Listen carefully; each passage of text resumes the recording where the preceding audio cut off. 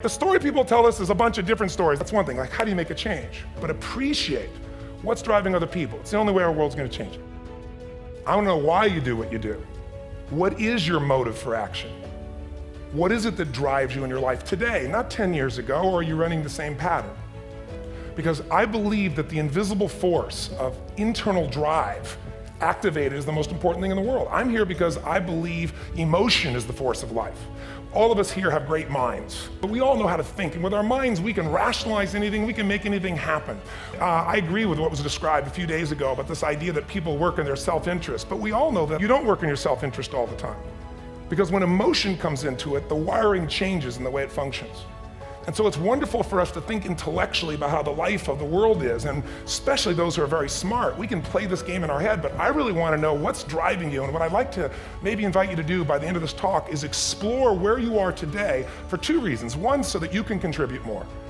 And two, so that hopefully we can not just understand other people more, but maybe appreciate them more and create the kinds of connections that can stop some of the challenges that we face in our society today. They're only going to get magnified by the very technology that's connecting us, because it's making us intersect. And that intersection doesn't always create the view of everybody now understands everybody and everybody appreciates everybody.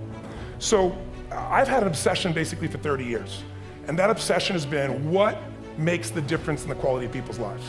What makes a difference in their performance? Because that's what I got hired to do. I got to produce the result now. That's what I've done for 30 years. I get the phone call when the athlete is burning down on national television and they were ahead by 5 strokes and now they can't get back on the course. And I gotta do something right now to get the result or nothing matters. I get the phone call when the child is gonna commit suicide and I gotta do something right now. And in 29 years, I'm very grateful to tell you I've never lost one in 29 years. It doesn't mean I won't someday, but I haven't done it. And the reason is an understanding of these human needs that I wanna talk to you about. So when I get those calls about performance, that's one thing, like how do you make a change? But also, I'm looking to see what is it that's shaping that person's ability to contribute, to do something beyond themselves. So maybe the real question is, I look at life and say there's 2 master lessons. One is there's the science of achievement, which almost everyone in this room has mastered to an amazing extent. That's how do you take the invisible and make it visible, right? How do you take what you dream about and make it happen? Whether it be your business, your contribution to society, money, whatever it is for you, your body, your family. But the other lesson of life that is rarely mastered is the art of fulfillment. Because science is easy, right? We know the rules, you write the code, you follow those, and you get the result. Once you know the game, you just, you up the ante, don't you? But when it comes to fulfillment, that's an art. And the reason is it's about appreciation and it's about contribution. You can only feel so much by yourself. So I've had an interesting laboratory to try to answer the question of the real question, which is what's the difference in somebody's life if you look at somebody like those people that you've given everything to, like all the resources they say they need. You gave them not a $100 computer, you gave them the best computer. You gave them love, you gave them joy, you were there to comfort them.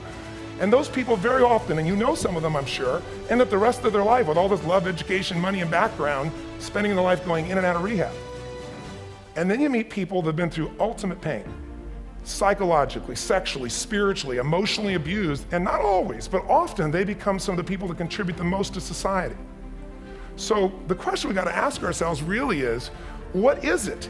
What is it that shapes us? And we live in a therapy culture. Most of us don't do that, but the culture is a therapy culture. And what I mean by that is the mindset that we are our past. And everybody in this room, you wouldn't be in this room if you bought that theory, but most of society thinks biography is destiny. The past equals the future. And of course it does if you live there. But what people in this room know, and what we have to remind ourselves though, because you can know something intellectually, you can know what to do and then not use it, not apply it. So really what we got to remind ourselves is decision is the ultimate power.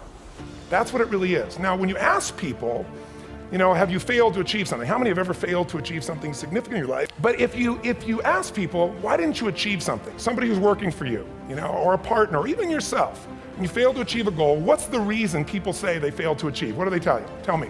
Come on, out loud. Didn't know enough, didn't have the knowledge, didn't have the money, didn't have the time, didn't have the technology, I didn't have the right manager.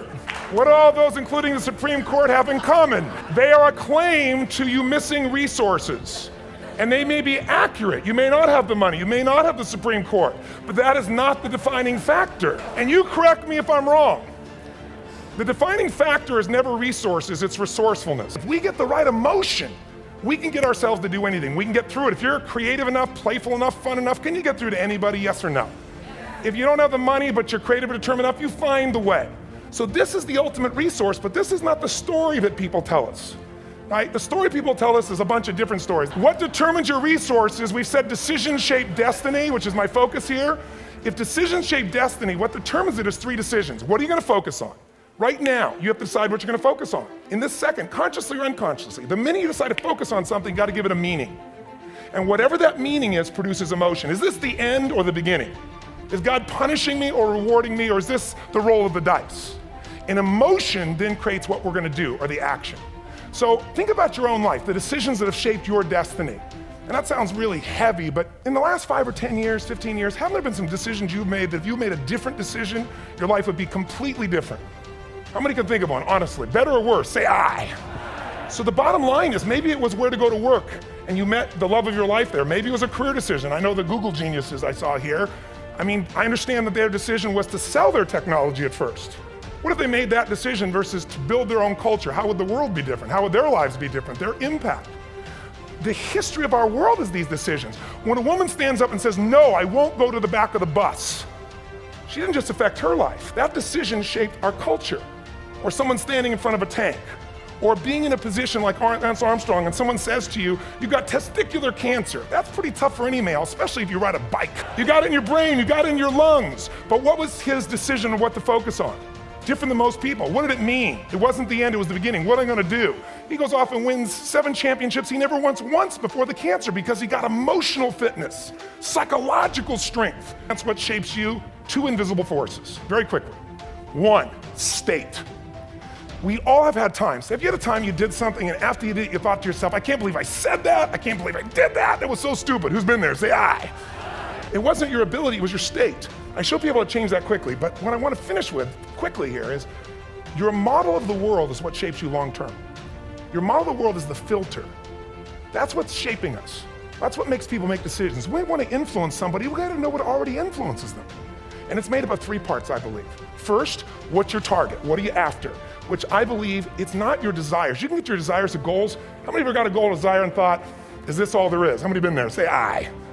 So it's needs we have. I believe there are 6 human needs. Second, once you know what the target that's driving you is, and you uncover it for the truth, you don't form it, you uncover it.